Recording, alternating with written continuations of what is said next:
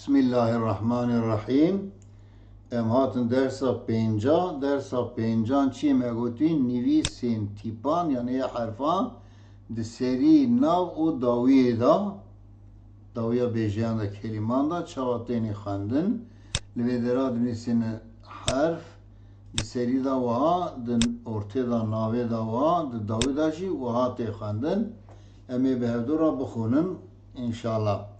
Elif mego ekele, b ise lumi'e, b tere şebi'e nusibe,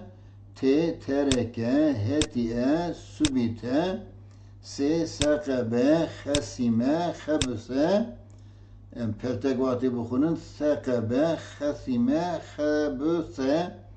cim cezebe decire nusice, حي حركة ضحكة ذبح خ خرج سخر طبخ دال دخل ندم وجد زال ذهب خذف فخذ بله إجا منا در وصفن بشد ديا بله ر ربت فرح ذخيره Zeyn, ze'ake, serida, fezi'e, ortada, ucize, davida. Megoçi evi dersa mehane, harf di seri, orta, davida, çağatı xanın, emmi ferdibin. Sin, serida, sera'e, yesire, ortada, lümise, davida. Şin, şefe'e, xeşiye, nukişe, sat, sekebe, asire, nukise, dat deheme nedice bağde ti teba'a khatife nuşite zi zehre azime vu'ize ayn abede ta'ibe rufi'a gayn gafere dağine dubige dverdajin seri orta davida çağatı xwendin fi fesede, tefike, vusife, kaf, katefe, hakibe, hamuke,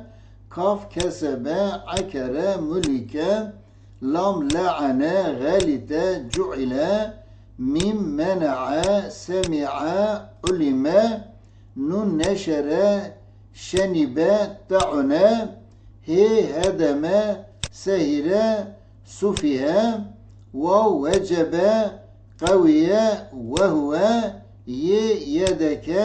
سيس سقيا بله أبي درس ما بنجاجي حرف سری کلمه دا دورتا کلمه دا داویا کلمه دا چاوتی نویساندن her harfeki se minak nivîsandin inşallah o neviyajî ezber bikin ev dersanekî dirêj bû lê gelekî giring e waqtê em harfê xwe wiha di serî ortê dawî da çawa tê nivîsandinê ezber bikin xwendina Qur'anê wê ji me re gelekî sihêl be.